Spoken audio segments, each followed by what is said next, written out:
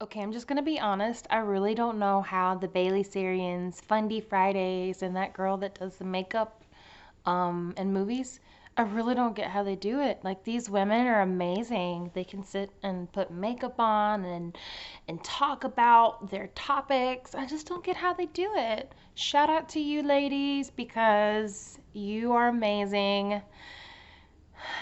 Didn't work out so well for me. Anyway, I'm going to go ahead and just jump right into the story that I was trying to tell earlier, but couldn't because I was distracted by my makeup. Hola, ¿cómo están? If you are new here, my name is Sierra Flores, and every weekend I sit down and I talk about Spanish language and culture. Today I'm going to be focusing on Mexican folklore. This story is a really interesting one. Some of you probably have already heard about it. You may have seen the movie. Maybe you have heard about this folk tale from your parents. Who knows? We're going to be talking about the weeping woman today, aka La Llorona. Now, I'm at my in law's house, and so you can see I have a nice fireplace behind me, and I am going to be putting on my makeup while I do this video because I am getting ready to go somewhere. So I figured might as well tell a little story and do my makeup at the same time. So, before I actually dive in, I do want to let you guys know that this story, it does have some bad stuff to it. And so it does talk about suicide, murder, harming children, and it's just generally creepy. So if that's not something that you are able to listen to, then maybe don't watch this right now. Maybe save it for later. I don't know. But if that's something that you are interested in, stick around, baby, because I'm going to tell you the whole story. There's three versions of this folk tale that are kind of floating around, and it changes depending on where you are and who's telling the story, right? So I'm going to break down all three of those versions, okay? Ready? So the first version, and this is the one that's most common. There was a Mexican woman, young, beautiful, poor. She was a peasant. What she lacked in riches and wealth, she made up for in her beauty. She caught the attention of a man. Some people say that it was a wealthy man, and then others say that it was a ranchero. But whoever it was some man. He was like, "Dang, girl, what you working with?" And she was like, oh, just me. I'm just a peasant girl. So then they get together. They have a secret relationship. It has to be secret because, come on, a man of his stature is not going to be caught with a peasant. So she ends up pregnant and nobody can know about it because, again, peasant. So what ends up happening is that they have children. It's a really long relationship. One day she finds the man with another woman and she's pissed, which she should be. But how she handles it is totally just inappropriate. Some people get mad and they take it out on the person that wronged them. Some people get mad and they eat potato chips and chocolate. That's appropriate. No, she got mad and she decided to drown all her children in the river.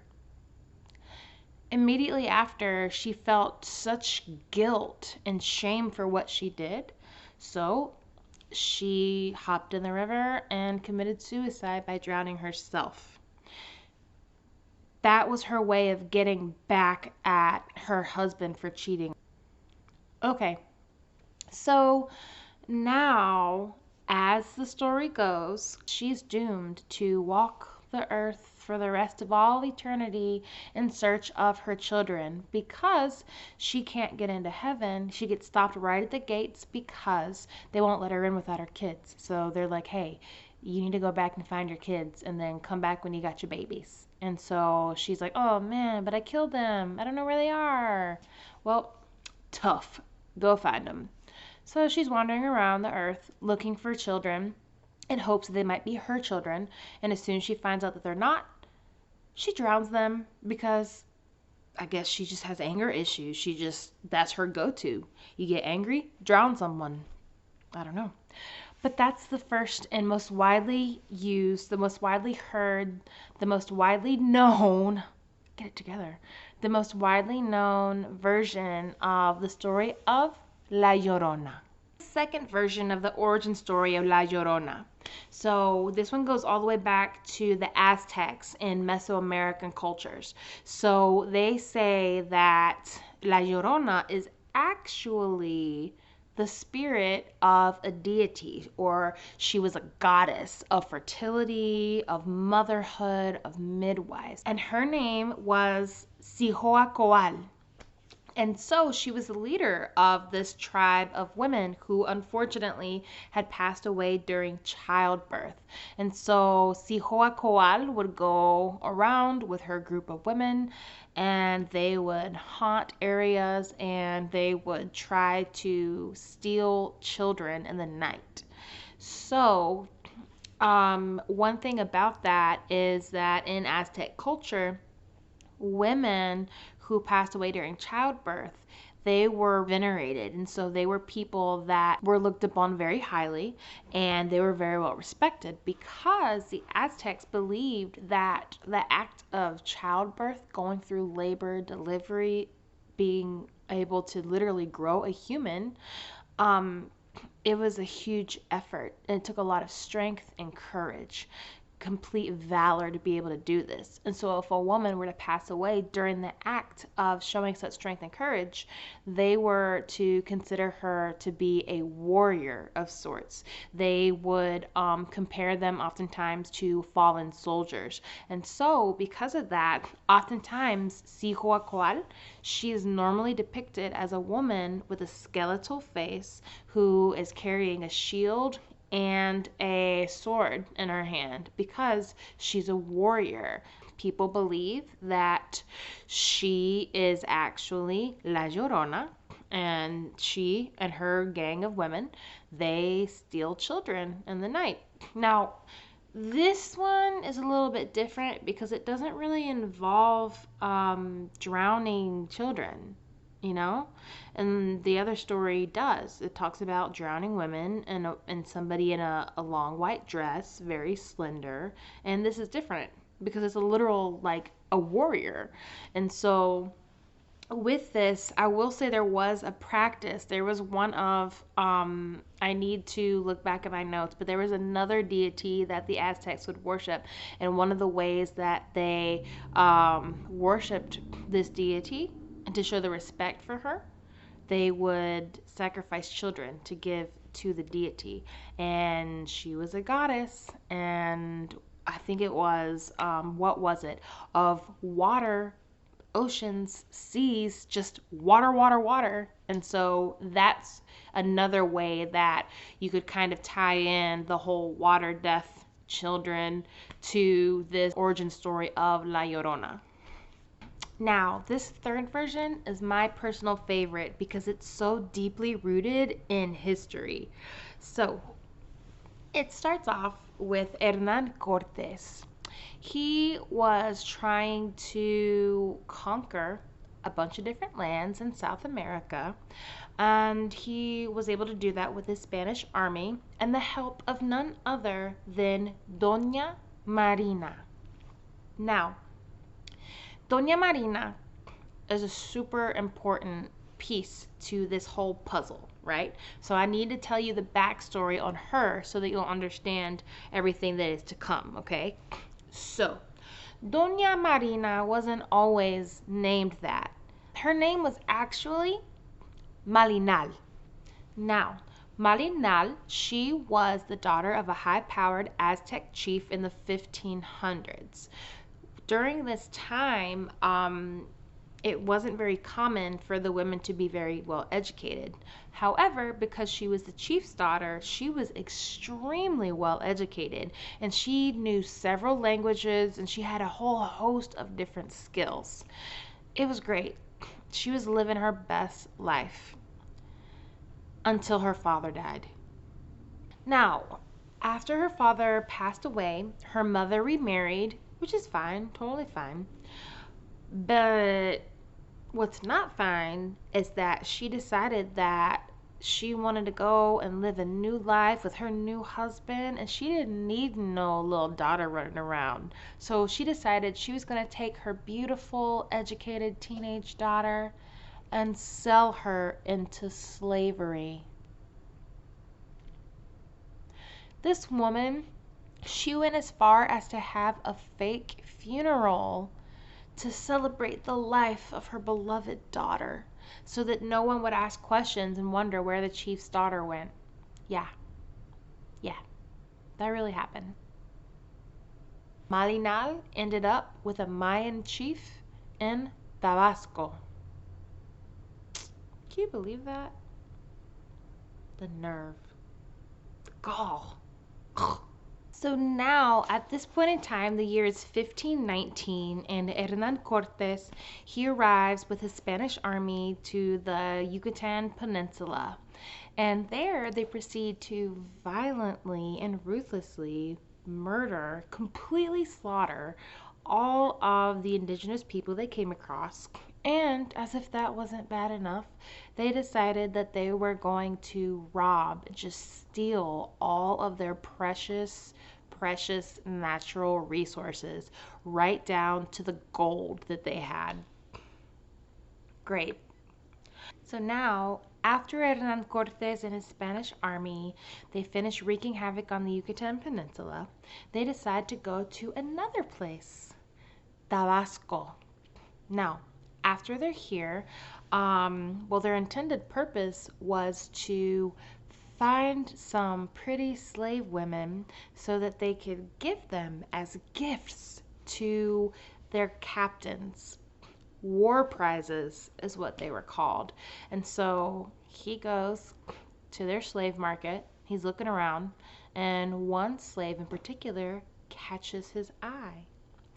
He realizes that she stands out from the crowd because she is, quote, pretty, engaging, and hardy. So for this reason, he decided, that's the one I want. Sell me that slave right there. I want her. So that's what happens. The Mayan chief sells Malinal to Hernan Cortes, and that's his new prized possession. So it's not long before she stands out even further from the rest of the slaved women that were around her because she was fluent in multiple languages. And it wasn't long before she was able to actually pick up the language of Spanish and she could speak and communicate like that. She was smart as she could be. And so they really found that that was really impressive, and so they liked that. And so because of that, they were like, "Hey, let's keep our eye on this one. She's one to watch. That girl's got talent." So, keep in mind she's still a teenager at this point. Because remember, she's born in early 1500s, the years 1519, 1520, so she's literally like a teenager, a young adult. And so one of the languages that she spoke was called Nahual. This just happened to be the native tongue of the Aztecs. What's the next place that Hernan Cortes wanted to conquer? He wanted to conquer the Aztec Empire. And so because of that, he just put two and two together. I have a slave. She's a beauty. She's smart. She can help me.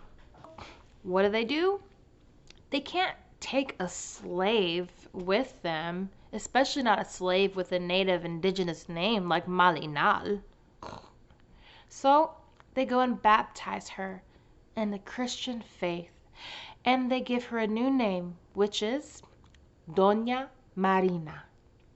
So now that she has a respectable name, Doña Marina accompanies Hernan Cortes and his army of Spaniards right over to the Aztec Empire.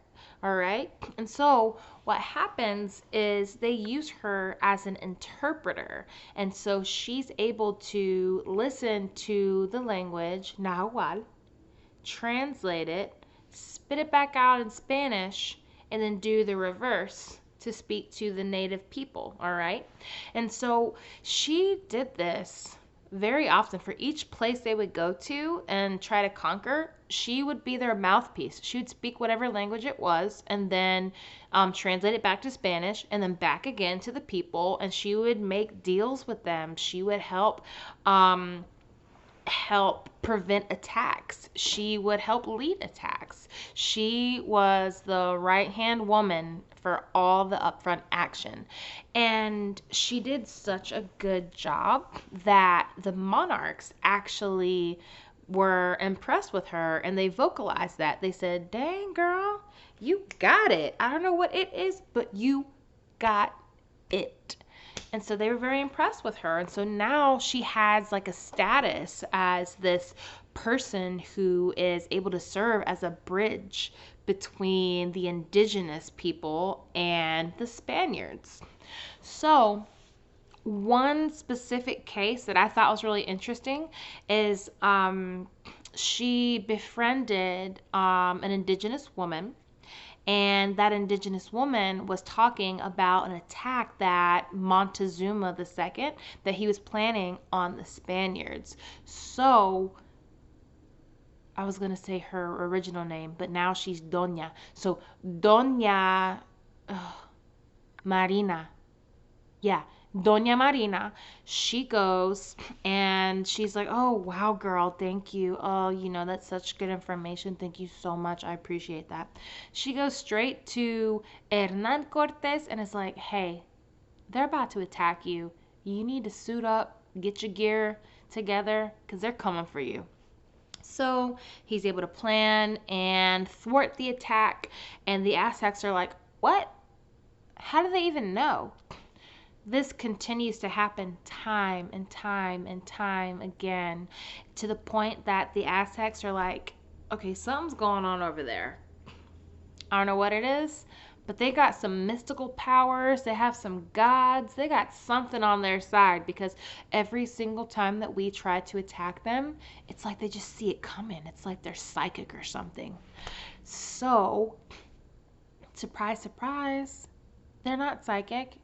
They don't have mystical powers, but they do have Doña Marina and her language abilities. And so that's what was giving them the intel, the insight, okay? So, with that said, she was a very, very, very important asset to the Spaniards. Now, let's also talk about other ways that she was an asset.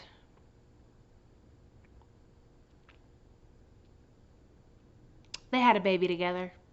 That's all I'm going to say. They had a baby together. Yeah. Hernan and Doña Marina sitting in a tree.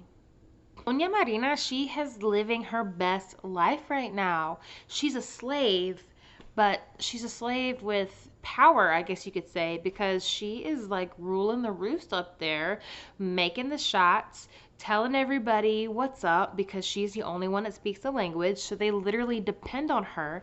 And not only that, but now she has a baby who's the very first ever mestizo, meaning that it is a person that has indigenous and European Spaniard blood. And so that's amazing. He was the first one, like, ever. Wow.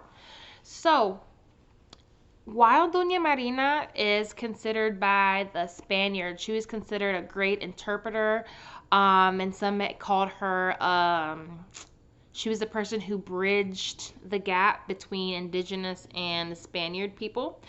But everybody didn't see her that way. If you fast forward a little bit, and go several years into the future, the Catholics come into play here, and they call her the Mexican Eve, because of the way that she made horrendous decisions and committed heinous acts against her own people. Doña Marina, her people didn't take it so well. The fact that she was parading around, helping Hernan Cortes conquer the Aztec Empire, they didn't really take well to it because they felt like she was being really inappropriate. And so they actually gave her a name, which isn't a good one. It derives from Malinchista, and the nickname they gave her was La Malinche. And so what that is, it's kind of like you could call it a culture traitor. And so it's a Mexican term, and well, Mexican Spanish. And so what it means is kind of a term to refer to someone who does not honor their culture, they don't respect it, and they see it as lower. They see a different foreign culture as higher and better, and so they try to be of and in that culture, thereby just denouncing their own, like, oh, I don't want to be this. Don't call me that. I'm this.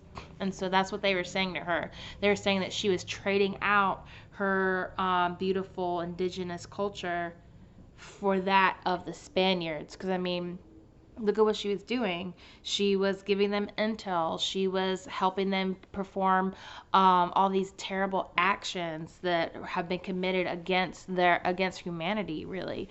And she was perpetuating that idea of, hey, yeah, let's go ahead and conquer my people. It's cool. Let's do it. And so, of course, they were mad. Anybody would be mad, and rightfully so. I do want to interject a quick side note here. I know a lot of you watching are probably like, yeah, she's super malinchista. I can't believe she did that. She traded her culture out for another. She totally messed with her own blood, and she should not have just hung out her indigenous people to dry like that. She messed up. And I get that. She did. She literally led them to slaughter, and they were murdered. Their stuff was stolen. Their villages and everything was ruined and pillaged and burned. It was horrible. And she had a big part in making all that happen because she was a liaison, and she was the one who was the mouthpiece for this whole entire event. So I get that. But just play along here for a moment. Take a step back and look at it from her shoes. Now, her father passed away. Her mother sold her into slavery. So now she's nothing more. She goes from being basically like a princess down to just being a slave and doing slave stuff, right? So she can be a slave for the rest of her life, just live and die as a slave, or she can use her talents and her poise and her way with words to help advance her. And so for her, if I was in that situation, I would see that as possibly like a way out, you know? She got to go around, she got to travel, she got to speak with different people from different cultures, she got to learn a new language, make relationships, and she fell in love. And granted, this all didn't work out well for her, but in the moment, you know, like, when you're faced with those choices, like, what would you do? Like, stay a slave, or would you want to branch out and do other things, which is what she did. So while a lot of people say that she's a horrible, terrible person, I wonder what I would have done in that situation, you know? So now we're going to get back to present day. And whenever we're going to go and finish talking about La Llorona. This is the wrap up, okay? This is where you're really going to get a chance to form your own opinion on, is she just this evil entity, or is she not so bad after all? Robert Lopez, and he writes articles and does research for ancientorigins.net. And so I was reading some of his articles, and he actually got a chance to sit down with families who claim to have seen or had experiences with La Llorona herself. So I want to take you quickly through those stories, and then I want you to kind of decide what's going on. Now, the folklore that I told you about, the 3 versions of the origin story of La Llorona, that was A lot of those were secondhand accounts that have been passed down and passed down and passed down for generations. These that I'm about to tell you, these are first-hand accounts from the actual families spoken themselves. It really happened to them, okay? So, the very first story happens in Mexico City.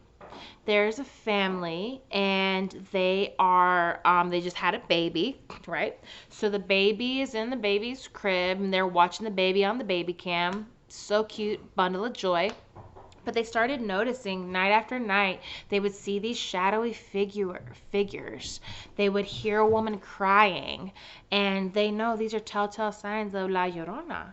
And so finally, one night on the baby cam, they saw the baby's blanket. The baby was asleep, right? Sleeping like babies do. But the baby's blanket started moving, and it was almost like it was being tucked in under the baby. And they were like, whoa, this is insane. So they go and they get a priest. The priest comes and blesses the house. And based on, after the priest blessed the house, they were like, we need to take this baby to the doctor, like make sure that he's okay, because he just got affected. Like, what if La Llorona affected him somehow? So they take him to the doctor and they find out that the baby has a very serious undiagnosed disease, and if they would not have brought him in, it would have killed him.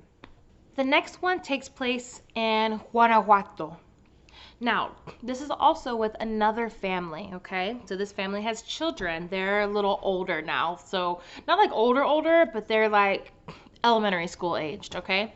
So this family, they were living in their house, having a great time, living, doing stuff that living people do.